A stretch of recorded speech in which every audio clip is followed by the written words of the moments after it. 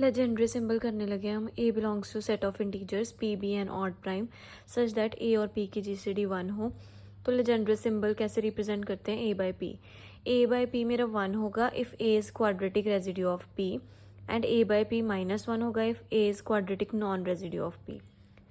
Note है quadratic residue if x square congruent to a modulo n has solution. अगर इस एक congruence का सोल्यूशन होगा then a is called quadratic residue. Otherwise इस congruence का अगर सोल्यूशन नहीं होगा then a is called quadratic non residue.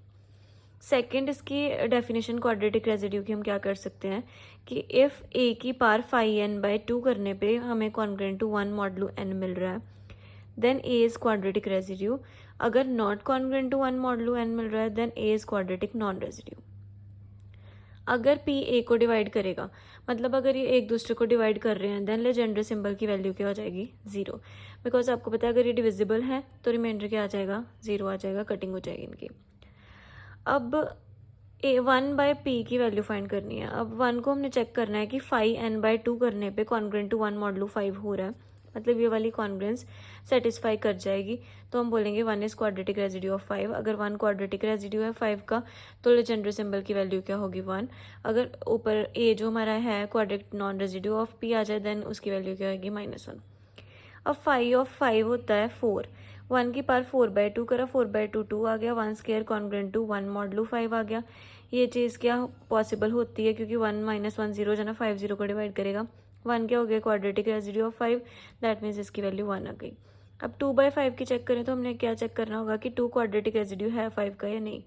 2 की वैल्यू 5/2 करी, 5/2 2 का स्क्वायर आ गया, 2 का स्क्वायर होता है 4, 4 नॉट कॉन्ग्रेंट टू 1 मॉडलू 5 आएगा, दैट मीन्स 2 की है quadratic non residue of 5, that means इसकी वैल्यू क्या आएगी? -1। अब हम थ्योरम करने लगे हैं एक, if p is an odd prime then 2/p is equals to -1 होगा अगर p मेरा 8k + -1 टाइप का है, एंड -1 होगा इफ़ मेरा 8k ± 3 टाइप का है। अब मैंने गॉस लेमा के अकॉर्डिंग 2/p मेरा -1 की पावर n होता है। हमने गॉस लेमा में ये रिजल्ट किया था कि a/p -1 की पावर n होता है, वेयर n के है मेरे number of integers in the set. ऐसा सेट होता था मेरे पास, कैसा सेट होता था? a 2a 3a up to सोन p -1/2a। अब यहाँ पर a की जगह पर क्या है? 2, तो क्या आएगा? 2 1 2 2 2 3 अप टू सोन 2p -1/2। लीव्स द रिमाइंडर, कैसे रिमाइंडर छोड़ते थे? ग्रेटर देन p/2, जब हम इन इंटीजर्स को p के साथ डिवाइड करते थे।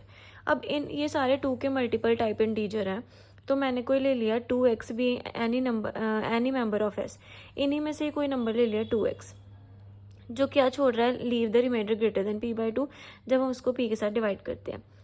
तो जो मेरा 2x है ये क्या होगा? p/2 से बड़ा एंड p से छोटा, क्योंकि p के साथ इसको डिवाइड कर रहे हैं तो जो न्यूमरेटर होता है वो हमेशा क्या होता है? बड़ा होता है, एंड डिनोमिनेटर क्या होता है? हमेशा छोटा। p/2x आएगा, न्यूमरेटर हमेशा बड़ा, डिनोमिनेटर छोटा, एंड ये क्या है? ग्रेटर देन p/2 आएगा, इसलिए क्या आ रहा है? Greater than p/2। मैंने अब इसको थ्रू आउट, क्योंकि मैंने यहाँ पे सिर्फ x बनाना है तो मैंने इसको थ्रू आउट 2 के साथ डिवाइड कर दिया। ये 2 2 कैंसिल होकर अकेला x रह जाएगा, यहाँ पे रह जाएगा 4, यहाँ पे हो जाएगा p/2।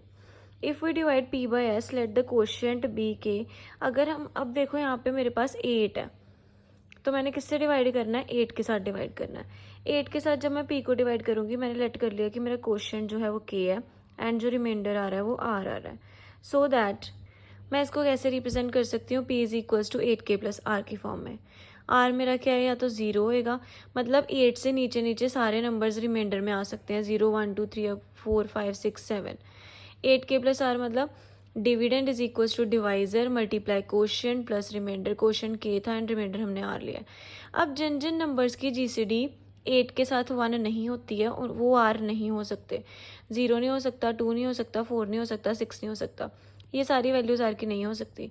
सिर्फ वो नंबर्स लेने हैं जिनकी जीसीडी 8 के साथ क्या होती है? 1। ये रिमाइंडर्स लिए, इन सब रिमाइंडर्स पे अब हमने वैल्यूज चेक करनी है। फर्स्ट केस क्या आया? r is equals to 1। p की वैल्यू 8k + r है, r की वैल्यू मैंने 1 पुट करी, p की वैल्यू क्या हो गई? 8k + 1।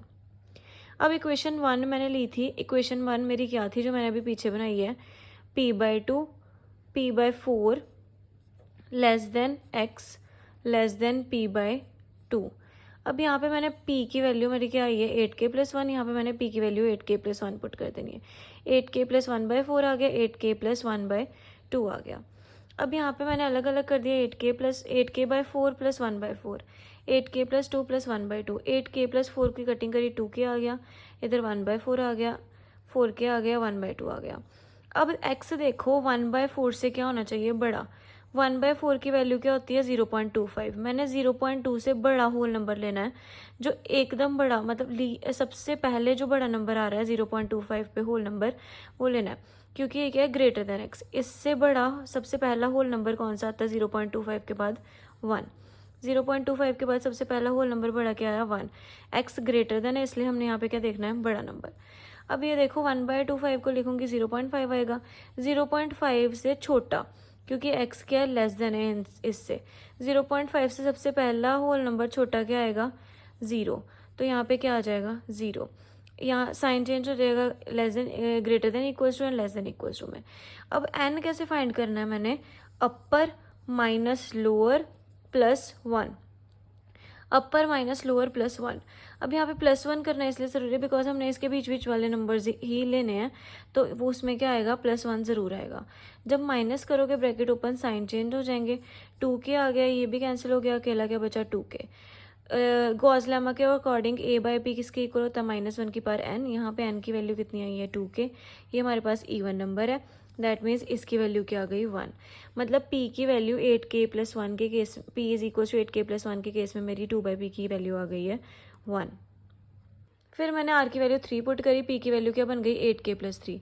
फिर से p/4 less than x less than p/2 में p की वैल्यू पुट करी, इसको अलग अलग कर लिया। मेरा 3/4 बन रहा है 0.75, 3/2 बन रहा है 1.5। अब मैंने x की वैल्यू ग्रेटर देन 3/4, मतलब ग्रेटर देन 0.75 लेनी है, जो सबसे पहला होल नंबर आता है। सबसे पहला होल नंबर 0.75 के से बड़ा क्या आता है, 1। सबसे पहला होल नंबर 1.5 से छोटा क्या आता है, 1। इधर भी 1 आ गया, इधर भी 1 आ गया, less than, greater than equals to, less than equals to. N की वैल्यू क्या आती है, अपर माइनस लोअर प्लस 1। इसको सॉल्व करा, मेरे पास आ गया 2k+1। 2a/p is equals to -1 की पावर n होती है, n की वैल्यू 2k+1 है, एन 2k+1 क्या होता है, ऑड, दैट मीन्स -1 की पावर ऑड क्या आ गया, -1। मतलब 8k+3 के केस में मेरे पास 2/p की वैल्यू आ गई -1। फिर मैंने ऐसे ही r की वैल्यू 5 पुट करनी है, p is equals to 8k+5 आ गया, p/4 less than x less than p/2। अब यहाँ पे मैंने क्या करा, ये हो जाएगा 2k+5/4, 4k+5/2, 5/4 को सॉल्व करा 1.25 आ गया, 5/2 को सॉल्व करा 2.5 आ गया।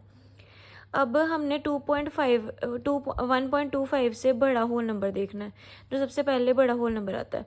1.25 के बाद सबसे बड़ा होल नंबर क्या आएगा, 2 ही आएगा। 2.5 से छोटा सबसे पहला होल नंबर क्या आएगा, 2 ही आएगा। अब यहाँ पे हमने अपर माइनस लोअर +1 करा, मेरे पास आ गया 2k+1। 2/p is equals to -1 की पावर n है, n की वैल्यू मैंने 2k+1 पुट करी, ऑड नंबर है, -1 की पावर ऑड क्या आ गया, -1 आ गया, बिकॉज n इज ऑड। यहाँ पे मेरी r की वैल्यू 7 है, p हो गया 8k+7, p/4 less than x less than p/2 put करी 7/4, 7/2। अब सबसे पहला होल नंबर 1.75 से बड़ा कौन सा आएगा, 2। 3.5 से छोटा होल नंबर सबसे पहला क्या आएगा, 3। अपर माइनस लोअर +1 आ गया, इसको भी सॉल्व करा, क्या आ गया, 2k+2। 2/p is equals to -1 की पावर n, -1 की पावर n की वैल्यू क्या पुट करी, 2k+2 इज इक्वल्स टू 1 आ गया, n क्या है, even. 2/p is equals to 1 आ गया। अब देखो 8k+7 के केस में 1 आई है, एंड वैल्यू उस दूसरी कौन सी आई है, 8k+1 के केस में आई है वैल्यू 1, और 8k+7 के केस में 2/p की वैल्यू 1 आई है। 8k+3 और 8k+5 के केस में 2/p की वैल्यू क्या आई है, -1। यही हमने प्रूफ करना था कि 1 और 7 के केस में 1 आ रही है 2/p की वैल्यू, 3 और 5 के केस में -1 आ रही है 2/p की वैल्यू। तो 2/p की दो वैल्यूज हमने प्रूफ कर दी।